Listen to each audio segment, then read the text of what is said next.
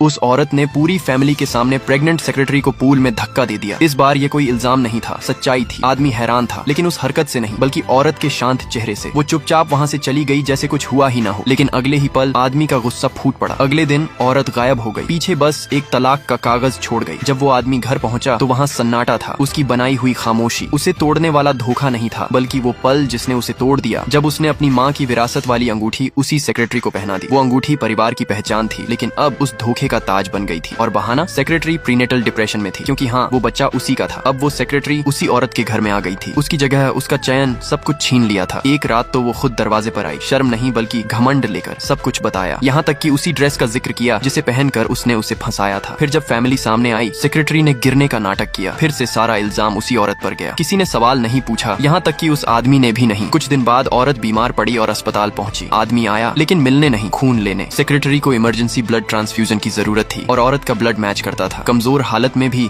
उस आदमी ने उसे बिस्तर से घसीट लिया। औरत ने खून दिया और अकेली वापस चली गई। हॉस्पिटल के कॉरिडोर में उसने जो देखा, उसने उसका आखिरी भरोसा भी तोड़ दिया। अगली सुबह औरत ने तलाक के कागज सेक्रेटरी को थमा दिए। सेक्रेटरी ने थोड़ी झूठी झिझक दिखाई, लेकिन अब औरत को परवाह नहीं थी। उसने बस एक मौका दिया और खुद आगे बढ़ गई। इस बार उसकी आंखों में डर नहीं था, बस शांति, ठंडक और यकीन था। वो सिर्फ एक आदमी को नहीं छोड़ रही थी, वो अपनी जिंदगी वापस ले रही थी। वो खून भी दे गई, लेकिन मोहब्बत नहीं मांग सकी। अगर पार्ट 2 देखना है तो कमेंट करो, पार्ट 2 चाहिए, और चैनल को सब्सक्राइब करना मत